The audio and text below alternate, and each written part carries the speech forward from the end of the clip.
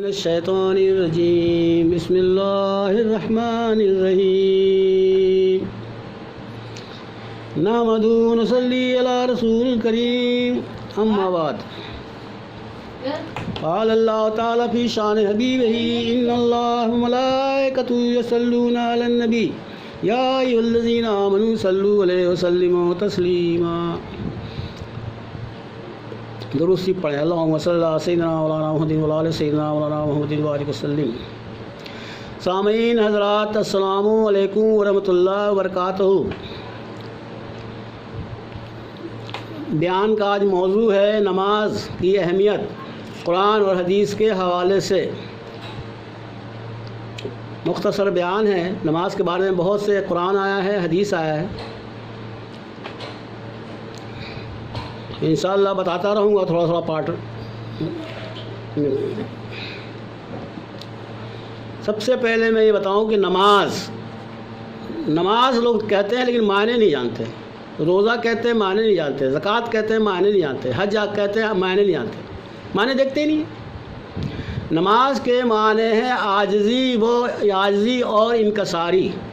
اب عاجزی انکساری کے دونوں معنی ایک ہی ہیں۔ محتاج بن کر اللہ کی بات کرنا، اپنے ہستی کو پست کر کے کہ ہم کچھ بھی نہیں ہیں اللہ کے سامنے، سر جھکانا، وہ ہے عاجزی انکساری۔ تکبرانہ گھمنڈ کرانا، سر کو جھکانا اللہ کے سجدے میں، اللہ کے لیے سجدے میں، وہ ہے انکساری اور عاجزی۔ یہ ہیں اس کے معنی لغت میں، ڈکشنری میں دیکھ سکتے ہیں۔ اب آئیے، نماز کا قرآن میں حکم دو جگہ آیا ہے۔ ایک تو سورہ بنی اسرائیل میں آیا 15ویں پارے میں نماز اور تہجد کے بارے میں، اور ایک آیا سورہ مزمل میں۔ سورہ مزمل میں آیا ہے نماز اور زکوٰۃ۔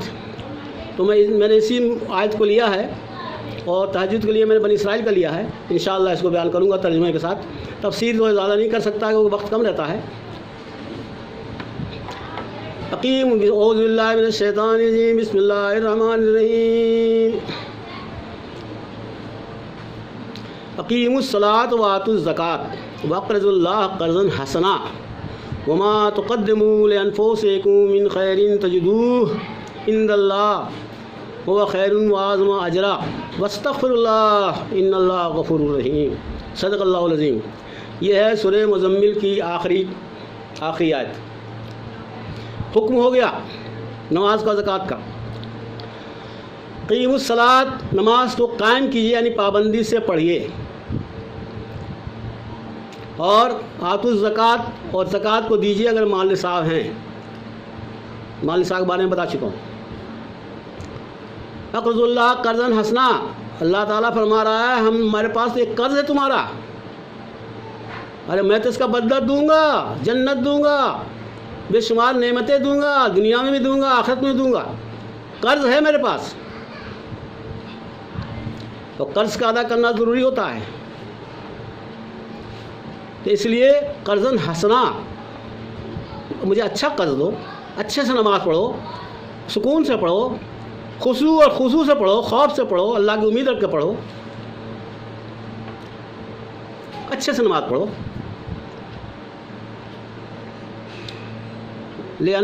ما تقدموا لانفسکم من خیر تجدوہ عند اللہ، اور مرنے سے پہلے آگے بھیج دو۔ مر جاؤ گے تو کہا کہ نماز کون سی عبادت، جو کیے رہو گے وہی کام دے گا۔ لانفسکم، جان لو، ما تقدموا لانفسکم، آگے بھیج دو، ما تقدموا لانفسکم من خیر عند اللہ، اچھا اجر ثواب پاؤ گے، اعظم اجرا، اچھا اس کا ثواب پاؤ گے میرے پاس، آگے بھیج دو۔ واستغفر اللہ، اور اپنے گناہوں کی معافی مانگتے رہو، مانگتے رہو، مانگتے رہو۔ جب فقیر ضد پکڑ لیتا ہے تو آدمی تنگ آ کر گھر والا اس کو دے، بھائی دے کے اس کو ٹلاؤ، یہ تو مان ہی نہیں رہا۔ تو ہم جب اللہ کے فقیر بن جائیں گے، وہ بادشاہ ہے، بادشاہوں کے بادشاہ بن جائیں گے ہم، تو وہ ہمیں ایک دن ہماری مانگ کو پوری کر دے گا، ہماری مغفرت کر دے گا۔ واستغفر اللہ ان اللہ غفور رحیم، وہ تو معاف کرنے والا بڑا غفور رحیم ہے۔ انسان تو ایک وقت نہیں چھوڑے گا، بدلہ لے کے رہے گا، لیکن وہ تو معاف کر دیتا ہے، نام ہے غفور رحیم۔ بات آئی سمجھ میں؟ اب آگے چلتے ہیں.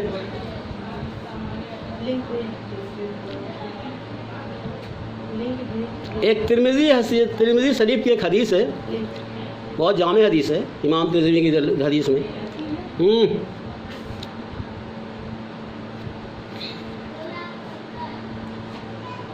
من دانا نفسہ عاملا لما بعد الموت. ہر مرنے کے بعد تم کیا عمل کرو گے؟ تو من دانا نفسہ، عقل مند وہ ہے جو مرنے کے بعد کے لیے کچھ عمل تو کر لے نیک. والعاجز من اتبع نفسہ، اور بیوقوف وہ ہے، ناسمجھ وہ ہے، نادان وہ ہے جو کہ من اتبع کرتے رہا، چلتے رہے نفس میں، جو نفس کر رہا ہے وہ کر رہے ہیں. یہ نہیں دیکھ رہا حلال ہے حرام ہے، کہاں جا رہے ہیں، کیا کر رہے ہیں. جو نفس کے دیا، کھا رہے ہیں، پی رہے ہیں، چل رہے ہیں، وہ کام کر رہے ہیں. تو یہ ہے اتباع نفس. اتباع کے معنی چلنا، پیروی کرنا. اتباع نفس ہے آج. نفس معنی خواہش. آج ہم پوری خواہشوں کو چل رہے ہیں. اچھی خواہش تو ہمارے پاس اندر آتی نہیں ہے. اتبع نفس ہوا واللہ تمنا اللہ. اور پھر تم برے کام کر رہے ہو، شراب پی رہے ہو، رشوت لے رہے ہو، جھوٹ بول رہے ہو، بےمانی شیطانی کر رہے ہو، اور پھر ہم سے امید رکھے ہوئے ہو. ہوا تمنا اللہ، ہم سے تمنا کر رہے ہو، تم امید بٹھائے ہو کہ ہم معاف کر دیں گے. بے شک معاف کریں گے. اللہ تعالیٰ بے شک غفار ہے، معاف کرے گا. قہار بھی ہے، غفار بھی ہے. قہار بھی ہے، نیست نابود کرنے والا بھی ہے، قہر ڈھانے والا بھی ہے، اور رحمان بھی ہے، رحیم بھی ہے، غفار بھی ہے، علیم بھی ہے، خبیر بھی ہے، بصیر بھی ہے. معاف کرے گا، لیکن کب؟ سزا دینے کے بعد، جہنم میں جلانے کے بعد. کیوں دے گا؟ اس لیے کہ وہ کلمہ پڑھے گا. کلمہ کے بنا پر وہ ایک دن جنت میں جائے گا. حضور نے وعدہ لیا تھا.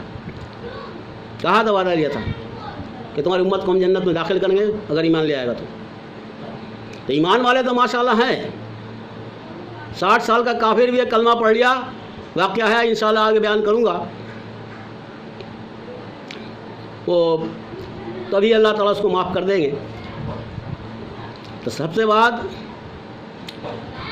اب رہا، ہم نے عبادت تو کر رہے ہیں، نماز تو پڑھ رہے ہیں، روزہ رہ رہے ہیں، زکوٰۃ دے رہے ہیں، سب کچھ کر رہے ہیں، نیک کام کر رہے ہیں، اپنے آپ کو بڑا دیندار سمجھ رہے ہیں، پرہیزگار سمجھ رہے ہیں، سوچ رہے ہیں اب تو بخشے بخشائے ہیں.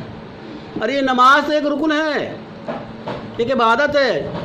5 فرض ہیں، اس میں سے ایک فرض ہے اسلام کا. 5 فرض میں سے ایک فرض نماز ہے. جب تک ہم 5 فرض نہیں کریں گے، کلمہ کا حق ادا نہیں کریں گے، نماز نہیں پڑھیں گے، روزہ نہیں رکھیں گے، زکوٰۃ نہیں دیں گے، حج نہیں کریں گے، تو کیا ہے یہ؟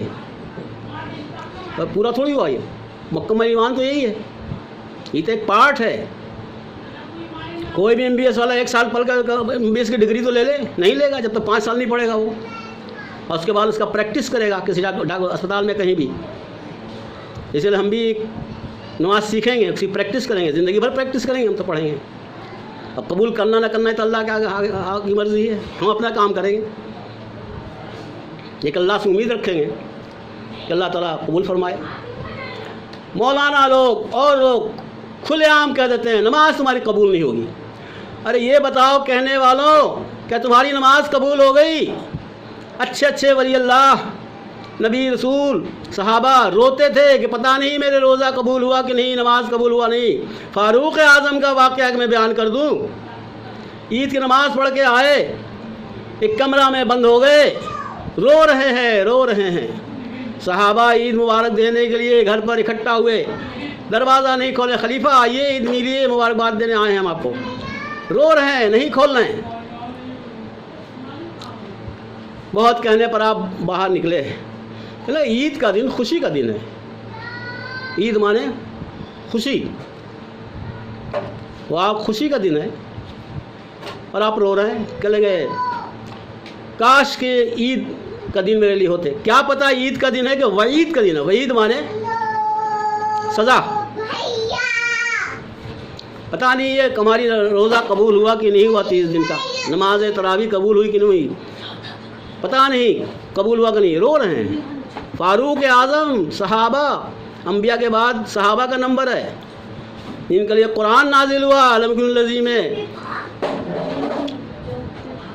رضی اللہ عنہم رضو عنہ ذالک لمن خشی ربہ، اے میرے محبوب صلی اللہ علیہ وسلم اپنے صحابوں سے کہہ دیجئے کہ میں ان سے راضی ہو گیا اور وہ مجھ سے راضی ہو گیا، اس لیے کہ میرے سامنے ڈر کے خوف سے کھڑے رہتے تھے، نماز پڑھتے تھے۔ وہ ڈر رہے ہیں اور آج ہمیں ڈر نہیں ہے، رہتا ہی نہیں ہے، ڈر کا کیا سوال ہے، رہتا ہی نہیں ہے۔